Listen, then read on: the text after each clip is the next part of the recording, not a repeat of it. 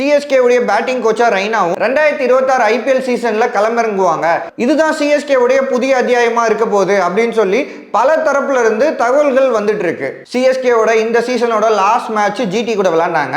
So இந்த match நடந்துட்டு இருந்தப்போ நம்ம எல்லாருக்குமே தெரியும் சுரேஷ் ரெய்னா ஆகாஷ் சோப்ரா இன் ஸ்டுடியோ இன்டர்வியூல ரெண்டு பேரும் இன்டராக்ட் பண்ணிட்டு இருந்தாங்க. அப்போ ரெய்னாவே சொல்லியிருப்பாரு 2026 ஐபிஎல் சீசனுக்கு சிஎஸ்கே தன்னுடைய டீமுக்கு ஒரு புதிய பேட்டிங் கோச்சை கொண்டு வரணும்ன்ற ஐடியால இருக்காங்க. அதுக்கான வேலைகள்ல கூட அவங்க ஈடுபட்டு வராங்கன்னு சொல்லி ரெய்னா பதிவு பண்ணியிருப்பாரு. அந்த ஒரு இடத்துல ஆகாஷ் சோப்ரா திரும்பி கொஸ்டினாவே கேட்டிருப்பாரு, மேபி அந்த புது பேட்டிங் கோச்சோட பேரு எஸ்ல ஆரம்பிக்குமா அப்படின்னு சொல்லி கேட்டிருப்பாரு. அதுக்கு ரெய்னா வந்து யாருக்கு தெரியும், மேபி அவர் வந்து சிஎஸ்கேக்காக ஃபாஸ்டஸ்ட் ஆஃப் செஞ்சுரியை கூட ஆடி இருப்பாரு அப்படின்னு சொல்லி ரெய்னா பதிவு பண்ணியிருப்பாரு. 2026 ஐபிஎல் சீசனுக்கான சிஎஸ்கே டீமோட பேட்டிங் கோச்சா சுரேஷ் ரெய்னா ஜாயின் ஆக போறாரு அப்படின்றது இந்த இடத்துல ரொம்ப கிளியராகவே பதிவு பண்ணியிருப்பாங்க. இந்த இடத்துல என்ன கேள்வி வருதுன்னா 2018ல இருந்தே தான் வந்து சிஎஸ்கே டீமோட பேட்டிங் கோச்சா இருந்துட்டு வராரு.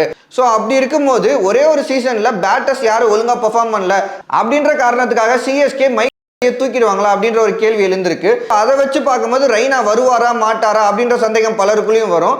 ஸோ இந்த இடத்துல ஒரு விஷயத்தை பதிவு பண்ணணும்னு நினைக்கிறோம். இப்போ ஒரு டீமுக்கு ஒரு பேட்டிங் கோச் இருக்கணும்னு அவசியம் இல்லை. மேபி 2 பேட்டிங் கோச்சா இருக்கலாம், இல்ல ரெய்னா வந்து பேட்டிங் கன்சல்டன்டா கூட இருக்கலாம்.